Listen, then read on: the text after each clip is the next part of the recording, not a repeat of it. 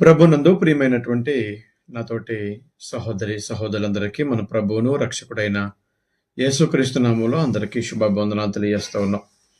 ప్రియులరా, ప్రతిరోజు మీతో కలిసి దేవుని యొక్క వాక్యాన్ని పంచుకునే అవకాశాన్ని దేవత దేవుడు నాకు ఇచ్చారు. అందుని బట్టి దేవుని కృతజ్ఞతలు తెలియజేస్తూ ఈరోజు కూడా మీతో కలిసి దేవుని యొక్క వాక్యాన్ని బోధించడానికి నేను సిద్ధంగా ఉన్నాను. ఈ సమయంలో ఈనాటి దినచర్యలో మనం నేర్చుకోబోయేటువంటి అంశం ఏంటంటే అస్థిరమైన సంపాదన అనేటువంటి ఆ మాటను లేక అంశాన్ని మనం కొద్ది నిమిషాలు ఆలోచించేద్దాం. ఈ లోకంలో చాలామంది 100% మంది ఈ అస్థిరమైనటువంటి ధనం కోసం అనేక ప్రయత్నాలు చేస్తూ ఉంటారు. అనేక రకాలుగా ప్రయాసపడుతూ ఉంటారు. ఈ అస్థిరమైన సంపాదన కోసం హత్యలు చేస్తూ ఉంటారు. ఈ అస్థిరమైన సంపాదన కోసం అబద్ధాలు ఆడుతూ ఉంటారు. ఈ అస్థిరమైన సంపాదన కోసం దేవుణ్ణి విడిచిపెడతారు. ఈ అస్థిరమైన సంపాదన కోసం దేవుని సంకల్పాన్ని సైతం పక్కన పెడతారు. అసలు ఈ అస్థిరమైన అనే పదానికి అర్థం ఏంటంటే, అస్థిరమైన సంపాదన అనే మాటకు అర్థం ఏంటంటే నిలకడలేని సంపాదన, లేక నాణ్యత లేని సంపాదన, నీతికి విరుద్ధమైన సంపాదన, శాశ్వతము కాని లేక తాత్కాలికమైన సంపాదన. తాత్కాలికమైన వాటి కోసం ఈ లోకము చాలా పరుగులు తీస్తూ ఉంటుంది. అంతెందుకు, ఈ వాక్యాన్ని వీక్షించేటువంటి మీరు కూడా, ఈ వాక్యాన్ని వినేటువంటి మీరు కూడా తాత్కాలికమైనటువంటి సంపాదన కోసం పరుగులు తీయట్లేదా? వాస్తవం కాని ధనం కోసం మనం పరుగులు తీయట్లేదా? ఒకసారి మనల్ని మనం పరీక్షించుకుందాం, పరిశీలన చేసుకుందాం. అస్థిరమైనటువంటి సంపాదన అంటే ఏంటో మనం ఆలోచించేద్దాం. మొట్టమొదటి పాయింట్ మనం ఆలోచన చేసినట్లయితే, దేవుని చిత్తానికి విరుద్ధమైనటువంటి పేరు సంపాదించుకోవడం అస్థిరమైంది. దేవుని చిత్తానికి విరుద్ధమైనటువంటి పేరు, దేవునికి వ్యతిరేకమైనటువంటి పేరు. ఆదికాండము 11వ అధ్యాయము 1-4 వచనాలు మనం చూసినట్లయితే, దేవుని మీద ఆధారపడకుండా దేవునికి విరుద్ధంగా ఒక పెద్ద గోపురం కట్టించి అక్కడ సేఫ్గా ఉందామని వాళ్ళు ఆలోచన చేశారు. దేవుడు ఏం చేశాడంటే, వాళ్ళ ఆలోచనలకు దేవుడు కోప్పడి అక్కడ ఉన్నటువంటి జనాంగనంతా కూడా దేవుడు తరిమాడండి. నాతోటి ప్రియమైన దేవుని బిడ్డారా, దేవుని చిత్తానికి వ్యతిరేకమైనటువంటి ఆలోచన, దేవుని చిత్తానికి వ్యతిరేకంగా జీవిస్తూ పేరు సంపాదించుకుందామంటే ఖచ్చితంగా దేవుడు దానికి పనిష్మెంట్ అనేటువంటి దేవుడు ఇస్తాడు. దేవుని చిత్తానుసారంగా నువ్వు ఆలోచన చేయాలి కానీ, దేవుని చిత్తానుసారంగా నువ్వు పేరు సంపాదించాలి కానీ, ఈ లోక సంబంధంగా బ్రతకడం కోసం పేరు సంపాదించాలనేటువంటి ఆలోచన కలిగి ఉండడం అది దేవునికి కోపాన్ని తీసుకొస్తుందనే విషయాన్ని మనం మర్చిపోకూడదు. రెండవదిగా మనం ఆలోచన చేసినట్లయితే, కల్పన వాక్యాలు బోధిస్తూ లాభాన్ని సంపాదించడం. అస్థిరమైనటువంటి ధనంలో, అస్థిరమైన సంపాదనలో ఒకటి దేవుని చిత్తానికి వ్యతిరేకంగా పేరు సంపాదించడం అస్థిరమైంది అయితే, రెండవది కల్పనా వాక్యములు చెప్పడం, కల్పనా వాక్యములో కల్పించడం. ఈ లోకంలో చాలా కల్పిస్తూ ఉన్నారు. బైబిల్లో లేనివి కల్పిస్తూ ఉన్నారు, బైబిల్లో ఉన్నవి తీసేస్తున్నారు. నాతోటి ప్రియమైన దేవుని బిడ్డారా, కల్పనా కథల కాలములో మనం ఉన్నాం. ఈ లోకంలో మత శాఖలు రకరకాలుగా కొత్తగా మత శాఖలు పుట్టుకొచ్చినాయి. ఒక గ్రామంలో ఒక సందులో 5-6 సంఘాలు ఉంటున్నాయి. ఏది నిజమైన సంఘం అనేటువంటిది మీరు పరీక్షించాలి, మీరు పరిశీలన చేయాలి. అన్నీ ఒకటే అనుకోకూడదు. బైబిల్ పట్టుకున్న ప్రతి ఒక్కరు సత్యం చెప్తున్నారు అనుకోకూడదు. బైబిల్ పట్టుకున్న ప్రతి ఒక్కరు కూడా వాస్తవమే అనుకోకూడదు. ఏది వాస్తవమో ఏది అవాస్తవం అనేటువంటిది బైబిల్ను తెరచి చదువుతున్నప్పుడు మనకు అర్థమవుతుంది. మూసి ఉన్నటువంటి బైబిల్ మీ హృదయాన్ని ఎప్పటికీ తెరవదు. మీరు బైబిల్ తెరిచి చదివితేనే మీ హృదయం తెరవబడుతుంది. ఏది వాస్తవాలో, ఏవి కల్పనా కథలో, ఏవి సత్యాలో, ఏవి అసత్యాలో మీరు తెలుసుకోగలుగుతారు. ఒకవేళ గ్రంథాన్ని కనుక మీరు పరిశీలన చేయకపోతే, ఎవరు చెప్పినా కరెక్టే, ఎవరు చెప్పిన నిజమే అని కనుక మీరు అనుకుంటే, ఎప్పటికీ మీరు సత్య సంబంధులు కాలేరు. అంతేకాకుండా కల్పనా కథల కాలం వైపు తిరిగే అవకాశం ఉంది. కల్పనా కథలు చెప్పి మనల్ని అనేక మంది మోసం చేసేటువంటి వాళ్ళు ఉంటారు. పేతురు రాసినటువంటి 2వ పత్రిక 2వ అధ్యాయము 1వ వచనం దగ్గర నుంచి మనం ఆలోచన చేసినట్లయితే, మరియు అబద్ధ ప్రవక్తలు ప్రజల్లో ఉండరి, అటువలనే మీలో అబద్ధ బోధకులందరూ వీరు తమను కొనే ప్రభును కూడా విసర్జించు తమకు తామే శీఘ్రముగా నాశనం తెచ్చుకొనొచ్చు. ఈ లోకంలో అసత్యాన్ని బోధించే వాళ్ళు తమకు తామే నాశనం తెచ్చుకుంటున్నారట. నాశనం కలుగు చేసుకొనొచ్చు నాశనకరమకు భిన్నాభిప్రాయములో రహస్యమా బోధిస్తున్నారు. నాశనకర్మకు భిన్నాభిప్రాయాలు రహస్యంగా బోధిస్తున్నారు.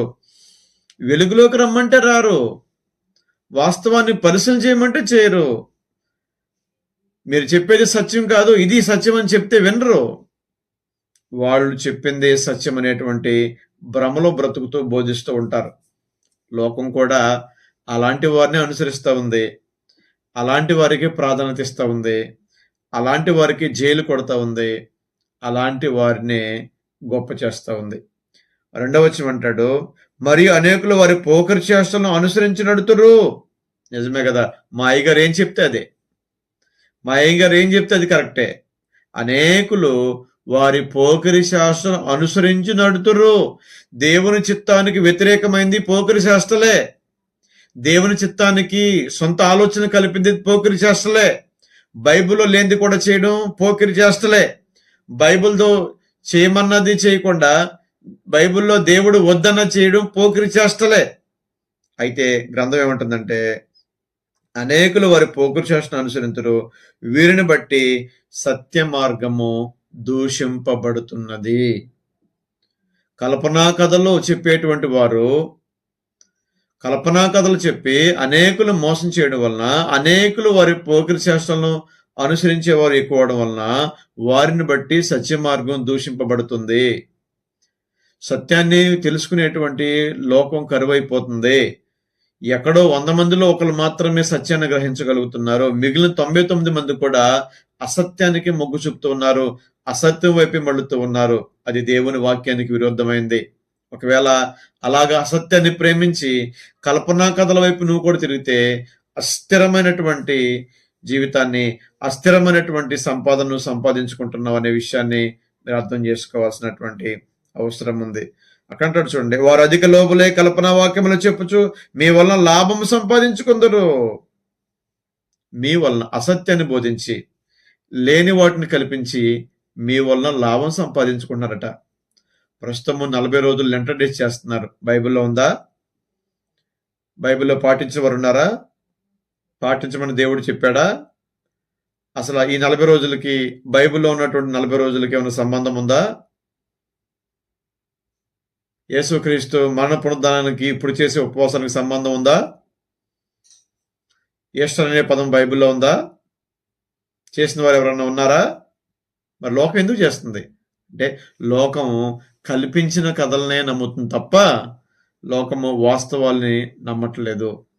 కనుక మనుషుల ఆచారాలను ఎప్పుడూ కూడా మనం నమ్మకూడదు. అలా నమ్మితే మన జీవితాన్ని అస్థిరమైన జీవితంగా మనం చేసుకుంటాం. స్థిరమైన జీవితంగా మన జీవితాన్ని మనం చేసుకోలేం. మత్తయి సువార్త 15వ అధ్యాయము 7-9 చదివినట్లయితే, వేషధారులారా, ఈ ప్రజలు తమ పెదవులతో గణపరచదు గాని వారి హృదయం నాకు దూరంగా ఉన్నది. మనుషులు కల్పించిన పద్ధతులు దైవోపదేశములు బోధించు వారు నన్ను వ్యర్థముగా ఆరాధిస్తున్నారు. మనుషులు కల్పిస్తున్నారండి. ఈస్టర్ అనేటువంటిది మనుషులు కల్పించింది. క్రిస్మస్ అనేటువంటిది మనుషులు కల్పించింది. మట్లాదివారం మనుషులు కల్పించింది. ఏదైనా మనుషులు కల్పించినటువంటి పండుగలు దైవోపదేశాలను బోధింపబడుతున్నాయి. అది సరైనది కాదు అని గ్రంథం మనకు తెలియజేస్తూ ఉంది. ఒకవేళ మనుషులు కల్పించిన పద్ధతుల ద్వారా దేవుణ్ణి ఆరాధిస్తున్నాం అనుకుంటే నన్ను వ్యర్థముగా ఆరాధిస్తున్నారు అనేటువంటి మాట ప్రభువారు చెప్తూ ఉన్నాడు. కనుక ఏదేమైనప్పటికీ కల్పనా కథలు బోధిస్తూ ఆ బోధన అనుసరించిన మనము అస్థిరమైనటువంటి సంపాదనలో ఉన్నాం. అంటే నాశనం అనేటువంటి సంపాదన కోస్తున్నాం అనే విషయాన్ని మనం అర్థం చేసుకోవాలి. మూడవదిగా మనం ఆలోచన చేసినట్లయితే మోసము చేసి ధనాన్ని సంపాదించడం కూడా అస్థిరమైందనట. సామెతల గ్రంథము 13వ అధ్యాయము 11వ వచనాన్ని మనం చదివినట్లయితే, సామెతల గ్రంథము 13వ అధ్యాయము 11వ వచనాన్ని మనం చదువుకోగలిగినట్లయితే, మోసము చేసి సంపాదించిన ధనము క్షీణించిపోవును, కష్టము చేసి కూర్చుకున్నవాడు తన ఆస్తి వృద్ధి చేసుకును. ఎవరి ఆస్తి నిలబడద్దంటే, ఎవరి కష్టాజీతం నిలబడద్దంటే, కష్టము చేసి సంపాదించినటువంటి వారి ధనం మాత్రమే అభివృద్ధి అవుతుంది. మోసముతో సంపాదించింది ఏదైనా అది క్షీణించిపోతుందనే విషయాన్ని మీరు అర్థం చేసుకోవాలి. అలాగే నాలుగవది మనం చూసినట్లయితే, అబద్ధమాడి ధనాన్ని సంపాదించడం కూడా అస్థిరమైందే. సామెతల గ్రంథం 21వ అధ్యాయము 6వ వచనాన్ని మీరు ఆలోచన చేసినట్లయితే, 21వ అధ్యాయం 6వ వచనం మనం ఆలోచన చేసినట్లయితే, అబద్ధమాడి ధనము సంపాదించుకునుట ఊపిరితో పాటి దాన్ని కోయేవారు మరణమును కోయుదురు. ఒకవేళ అబద్ధాన్ని కనుక నువ్వు ప్రేమిస్తే, అబద్ధాన్ని కనుక ప్రేమించి సత్యాన్ని కనుక నువ్వు త్రిప్పివేస్తే, అబద్ధంతో నువ్వు ధనాన్ని సంపాదించుకుంటే, మోసం చేసి ధనాన్ని సంపాదించుకుంటే అది ఊపిరితో సమానమట. అలా చేసిన వారు మరణమునకు పాత్రులట. మరి నువ్వు మరణము పాత్ర అవుతావా? కనుక అస్థిరమైనటువంటి సంపాదన మనకి ఉండకూడదు. ఐదవది మనం చూసినట్లయితే, అన్యాయము చేసి సంపాదించడం కూడా అది అస్థిరమైందే. ఇర్మీయా గ్రంథం 22వ అధ్యాయం 17వ వచనంలోను, హబక్కు గ్రంథం 2వ అధ్యాయం 9వ వచనం మనం చూసినట్లయితే, అన్యాయంగా మనం ఏది సంపాదించకూడదు. అన్యాయంగా మనము సంపాదిస్తే అది శ్రమలకు దారితీస్తూ ఉంది. కనుక దేవుని కోపానికి దారితీస్తూ ఉంది.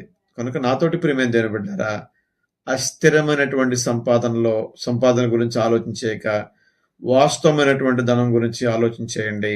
రేపటి దినాన ఏది వాస్తవమైన ధనమో దాని గురించి మనం ఆలోచించేద్దాం. ఇప్పటి వరకు ఓపికతో ఉన్నటువంటి మీ అందరికీ వందనములు తెలియజేస్తూ ఉన్నాం.